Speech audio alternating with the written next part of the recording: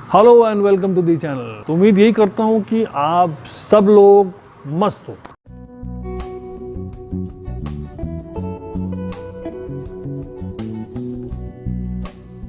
ये चीज़ जानने का पूरा राइट्स है, तो मैं सोचा कि चलो आज इसी टॉपिक पे वीडियो आपको बना देता हूँ। तो मेरा करियर शुरू हुआ था 1999 जब मैं कॉलेज पास आउट किया था गुजरात सूरत से। बेसिकली मैं एक डिप्लोमा ऑटोमोबाइल इंजीनियर हूँ। तो शुरू से ही मुझे वर्कशॉप में उतना इंटरेस्ट रहा नहीं, मैं सेल्स में ज़्यादा इंटरेस्टेड रहा और मैं अपना करियर का शुरुआत एक टू व्हीलर डीलरशिप से किया था जहाँ पर मैं सेल्स मैनेजर का काम करता था। उसके बाद 2000 में आई केम बैक टू कोलकाता और यहाँ पर मैं एक टाटा डीलरशिप ज्वाइन किया था एज सेल्स एग्जीक्यूटिव और उसके बाद प्रमोशन होके आई वाज मैनेजर। तो मैं 5 साल वहाँ पर जॉब किया। उसके बाद अचानक एक डिसीजन लिया कि I will shift the job to some other dealership, क्योंकि मेरा एक सीनियर मैनेजर उस डीलरशिप से दूसरा कोई डीलरशिप गया हुआ था और वो मुझे बहुत इंसिस्ट किया कि तुम यहाँ पर आ जाओ। And I took a wrong decision shifting from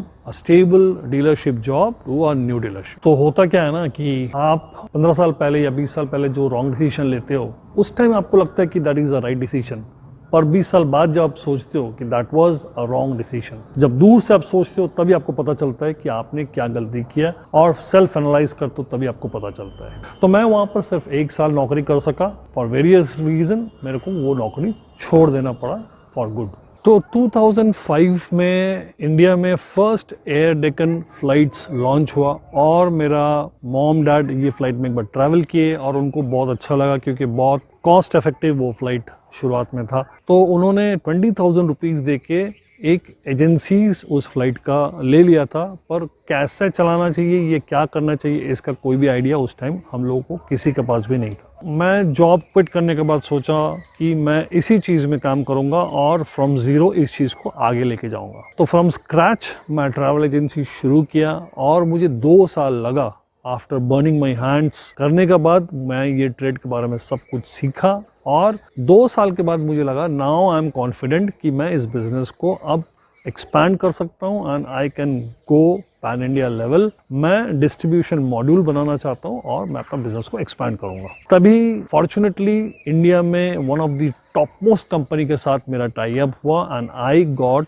a chance to take a distributor module from a renowned company. Now, what was my business? My business was to convert a small shop owner to travel agent. मतलब समझ लीजिए कोई भी एक shop owner है जिसके पास computer internet है, तो उसको हम लोग साथ में ट्रैवल एजेंसी का पोर्टल देते थे जिसमें अंडर वन सर्च आप सारा एयरलाइंस बुक कर सकते हो और वो सॉफ्टवेयर हम लोग फ्री देते थे, वो पोर्टल लॉगिन हम लोग फ्री देते थे। साथ में हम लोग फंडिंग प्रोवाइड करते थे कि आपका जो टिकट के लिए फंड लगेगा that will be provided, that will be supported by us और 24 आवर्स क्रेडिट आपको मिल जाएगा और 24 आवर्स के अंदर में आपको पैसा बैंक में जमा कर देना है।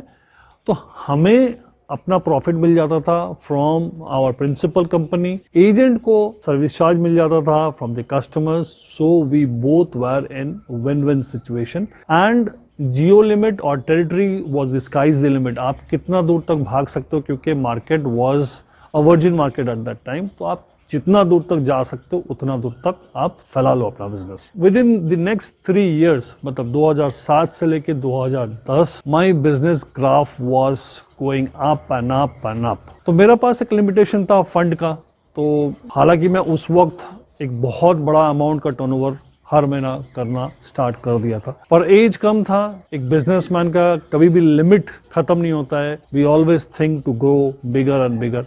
तो मैं यही सोचता था कि अगर मेरे पास फंड हो तो मैं around the country pan India इस बिज़नेस को और अच्छी तरह से फैला सकता हूँ, क्योंकि ऑलरेडी मैं आउट ऑफ बंगाल में जा चुका था। मैं काफ़ी सारा स्टेट में छोटा छोटा एजेंट बना चुका था और वहाँ पर भी मैं काम स्टार्ट कर दिया था। तो मेरे लिए प्रॉब्लम ये था कि मेरे पास और थोड़ा सा फंड हो जाए, then I can expand my business like anything. तो I was searching for funding very badly, पर मुझे उस वक्त बैंक से कोई सपोर्ट मिला नहीं था, as because I was not a IATA travel agent. मैं private funds on high rate of interest मैं मार्केट से उठाया क्योंकि मुझे तो पता था कि मेरा बिजनेस वाज गोइंग अप, तो मुझे ये फंड को घुमा के लाने में ज़्यादा टाइम लगेगा नहीं। तो I took that risk at that time और मैं प्राइवेट फंड्स उठाया मार्केट से। फंड भी आया मेरे पास पार्ट में, ऑल टुगेदर मेरे पास फंडिंग आया नहीं, क्योंकि डिफरेंट लेंडर से अलग अलग टाइम में फंड आया। तो एक ही फंड से बिजनेस रूलिंग भी चल रहा था, इंटरेस्ट पेमेंट है टू द लेंडर्स वो भी चल रहा था, एक्सपेंसेस भी चल रहा था फ्रॉम वन सेंट्रल फंड। अब कहानी में ट्विस्ट है। तो मैं अब तक क्या कह रहा था कि my business was going up and up and up. 2011 से बिजनेस स्टार्टेड गोइंग डाउन। तो ऑलरेडी फंड आ चुका था पार्ट बाय पार्ट, उनका इंटरेस्ट भी पेमेंट हो चुका था, और जो स्पेकुलेशन था उसका अगेंस्ट वेव चालू हो गया। बिजनेस वॉज गोइंग डिसेंट, मतलब बिजनेस वॉल्यूम्स कम होने लगा। हम लोग और कोशिश कर रहे हैं, जितना एजेंट्स बढ़ा रहे हैं फिर भी बिजनेस वॉल्यूम्स कम होता जा रहा है। तो ये चीज़ को समझने में it tooks years to understand कि क्या प्रॉब्लम हो रहा है। पर हमें लगा कि चलो प्रॉब्लम्स कुछ टेम्पररी होगा, ठीक हो जाएगा, क्योंकि बिजनेस अपना हाथ से बनाया है। It's just like a baby. Finally lenders को अमाउंट देना था एंड 2015 में I had to sell my parental house, क्योंकि उनको पे ऑफ करना था। तो एक थ्रो अवे प्राइस हमें अपना घर को बेचना पड़ा and I had paid off some of the dues to my lenders and we shifted to our rented property. तो अब ये नया जो रेंटेड प्रॉपर्टी है, इसी में मेरा हाउस प्लस फ्रंट का पोर्शन में मेरा ऑफिस सेटअप किया गया था, क्योंकि अलग अलग एक्सपेंसेस उठाना बिल्कुल पॉसिबल नहीं था। और जो टीम साइज़ 14-15 जन का टीम साइज़ था, वो छोटा होके 3 जन का टीम साइज़ में ही रह गया था। And by 2017 I had to give the keys of my car to the bank, क्योंकि मैं इससे आगे EMI पेमेंट कर नहीं सक रहा था। नेक्स्ट इम्पॉसिबल हो गया था कि गाड़ी का EMI भी पेमेंट करूँ, तो I had to hand over the keys to the bank. Business volumes और भी दिन ब दिन गिरते जा रहा था, फिर भी एक छोटा टीम लेके we were trying to fix out the problems and छोटा वॉल्यूम लेके छोटा तरीके से बिजनेस को चलाने के लिए हम लोग कोशिश कर ही रहे थे, ताकि अपना दाल रोटी का गुजारा चल सके। ऐसा वैसा करके चल रहा था। फाइनली 2020 कोविड आया and overnight the entire chain broke, क्योंकि किसी का कैंसलेशन रुक गया, किसी का रिफंड्स आया नहीं, क्रेडिट लाइंस बर्बाद हो गया, डाउन द लाइन में हम लोग को रिकवरी नहीं हुआ। ये टोटल मिला के जो बिजनेस सेटअप था, it went totally finished. So now I am left out only with some bank loans, जो कि मेरा लाइफ को मिजरेबल बना कर रख चुका है।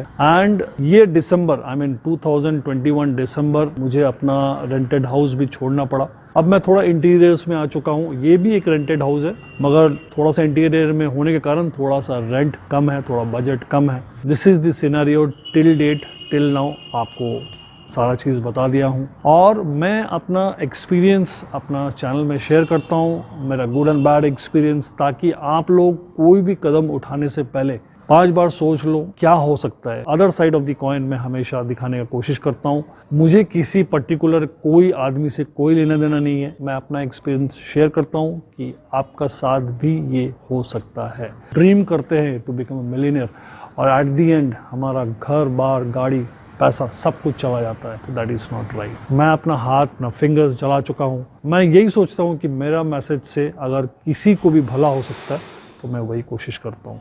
और आज का डेट में भी मैं यही सोचता हूँ कि मैं आप लोगों के लिए कुछ वीडियोस बनाऊँ, और आप लोग मुझे सपोर्ट करो, मेरा वीडियोस देखो। हो सकता है कि कल ये मेरा एक परमानेंट नया अर्निंग का सोर्स हो सकता है, क्योंकि YouTube से काफ़ी लोग आज फुल टाइम अर्निंग का प्लेटफॉर्म बना चुका है। ये मुझे कहने के लिए दरकार नहीं है, you people know it very well. तो अगर आप लोग चाहो तो इस छोटा सा चैनल को भी आगे लेके जा सकते हो, और एक ऑल्टरनेटिव वे ऑफ अर्निंग मेरा इस चैनल से बन सकता है। तो उम्मीद यही करता हूँ कि आप लोग इसके बाद मैं कोई भी वीडियो दूँ तो आप लोग अगर सपोर्ट रहे तो मैं ज़रूर आगे बढ़ सकूँगा।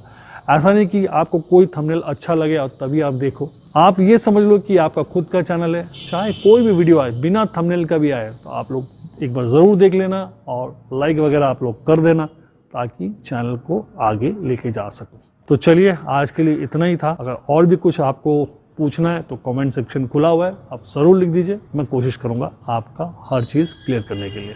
तो हमेशा से जो मैं कहता हूँ, सबका मालिक एक है। Om Sai Ram, bye bye.